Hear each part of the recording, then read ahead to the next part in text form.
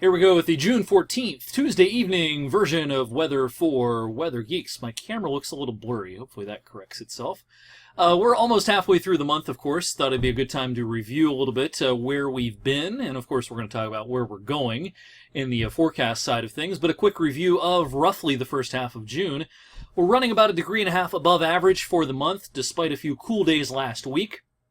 A majority of days have been warmer than average this month, and including today, we were 1 degree above average today with a high of 78 degrees this afternoon. Now, perhaps the bigger story is starting to become the lack of rain. We're a little over half an inch below average for June, and when you go back farther than that, I'll show you a graphic in just a second, the situation becomes even more, I guess, impressive is the word. But nonetheless, despite, 7 days in a row with measurable precipitation from the 2nd through the 8th, it didn't add up to a whole lot. We didn't have, 2 inches worth of rain in one day, like you can sometimes see at this time of the year. Here's the graphic I was talking about. When you go back to the last 30 days, we've only had a little over half of the average amount of rain during that 30-day period from mid-May to mid-June. So it's starting to get dry out there. Landscapers are starting to say, hey, when's it going to rain again? Your lawn may be starting to brown out a little bit, especially if it sits in the sun for a lot of the day. So hopefully this trend does not continue, and I'm going to show you some of the climate modeling coming up at the end of the video. In the short term, we do have some rain in the forecast. Scattered showers, thunderstorms for tomorrow night and into Thursday, but as I'm going to show you in just a second, tomorrow is far from a washout. In fact, the most active period is probably Thursday, midday and afternoon. Now, the modeling is going to have a hard time picking up on, an average rainfall total in this kind of a situation where stuff is just scattered all over the place and totally random. But as you can see, our modeling is kind of, somewhere in the 1/4 of an inch to half an inch range. Some places will get almost nothing. Some places could get an inch worth of rain if you get a heavy thunderstorm. So this time of the year, it's a little hard to look at these short-term models and glean much of a coherent message because everything's just so scattered and random. All right, it's still very comfortable out. It was a beautiful day today, and dew points are still in the 40s this evening at 7:17. As you can see, we have some higher dew point air to our south and west, getting close to 60 for that dew point Zanesville over to Lima. That's what's coming our way tomorrow. Tomorrow afternoon dew points can get into the lower, if not middle 60s, and then Thursday's our real muggy day with dew points in the lower 70s. Still on track for a very nice weekend. Now, it's going to be warm this weekend. Great pool weather, though. A great weekend to get outdoors, spend some time with your father, your father-in-law, if you dare. I'm just kidding. Whatever you want to do this weekend, the weather will cooperate, except you just have to be prepared for a little bit of heat. The dew points will be gliding back into the mid-50s. All right, as far as precipitation in the short term, none this evening. There could be a stray shower later on tonight. The weather quite a bit more active out to the west, where we have several severe thunderstorm watches. It's been a busy day out across the Midwest with several reports of hail and damaging winds, and even look at all these tornado reports. South Dakota over towards southern parts of Minnesota. All right, as we go into our day on Wednesday, warm front's going to be sliding in, and as long as this front's nearby, I can't get away with not allowing for a shower.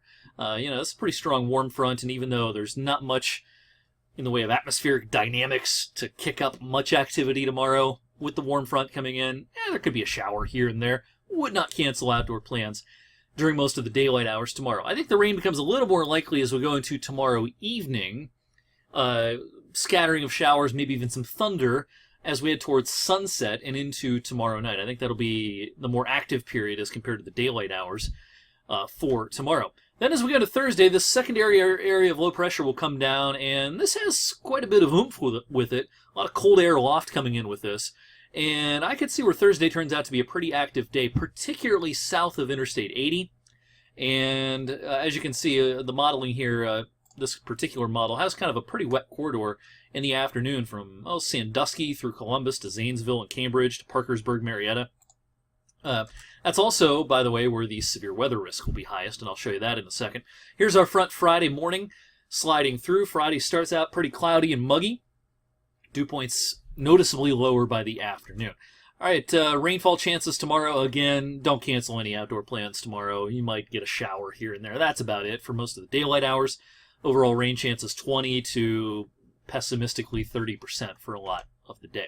All right, let's start talking about severe weather. Now, the Storm Prediction Center does have a pretty big slight risk area tomorrow into tomorrow night out to our west from roughly I-77 on west. Earlier today, they had an enhanced risk area kind of right through here. They've ditched that because, you know, it just doesn't look all that impressive. They got a big slight risk area, and I could see where that's all right, but I could also see even in the slight risk area tomorrow where not much happens for a lot of the day. I think our severe weather chances here, even though we're in the low risk category, are pretty darn low. I'm not real enthused about any sort of hail producers or damaging wind-producing thunderstorms tomorrow into tomorrow night. And again, I doubt we see much rain at all through the daylight hours tomorrow. Now, as we transition into Thursday, I just showed you that modeling with that wet corridor Thursday afternoon from northwest Ohio through southeast Ohio. Southeast Ohio is also the area where I think the severe weather is most likely. I like where the Storm Prediction Center has their slight risk area here. This is mostly from I-70 on south, even though, as you can see, technically the slight risk gets pretty close to the southern part of our viewing area. Even though the highest risk is to our south, I think Thursday the odds are a little higher of at least a strong thunderstorm or two. Maybe we don't get true severe weather, but at least a strong thunderstorm or two, a possibility for Thursday afternoon. All right, as we go into the upcoming weekend, I showed you this yesterday, this animation showing the same idea for the weekend. It's going to be warm here, but it's going to be dangerously hot. This is the kind of heat that they haven't seen in 20 years in Phoenix. I mean, they could hit 120. Death Valley, California, 130 is on the table this weekend. And, you know, you think, oh, it's Death Valley. It's no big deal. That's hot even for the deserts of the Southwest. This is a big ridge, powerful ridge, sprawling one as well. This sprawls all the way into the east, and even though we're going to be on the periphery of this, we'll have a chance to make a run at 90 by probably not Sunday, but probably Monday.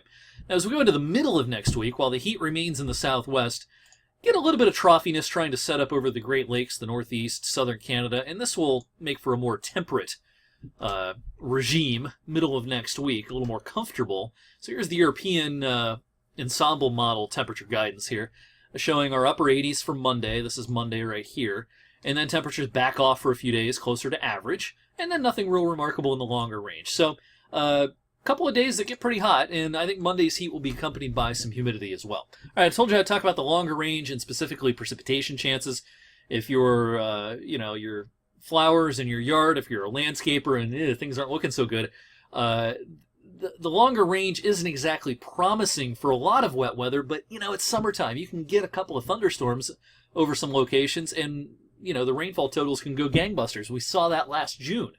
But overall, in the big picture here, here's the climate modeling for the rest of June. The green colors here are green and brown are below average. Once you get into the blues, that's above average. As you can see, our region's kind of in the kind of close to average for the rest of the month. And as we look ahead to July, the climate modeling painting a slightly drier than average picture. It doesn't exactly look wet in July, but again, if we get a few days with a lot of thunderstorms, that can change. So I'm not seeing a lot of signals for sustained wet weather, but if you're desperate for some rain, and some of us may start to get there eventually, it's summer. It's going to rain at some points. You just hope that you get a few non-severe thunderstorms to help you out. Thanks for watching tonight's Weather for Weather Geeks. I'll see you tonight on 21 News at 11. Have a great rest of this Tuesday night.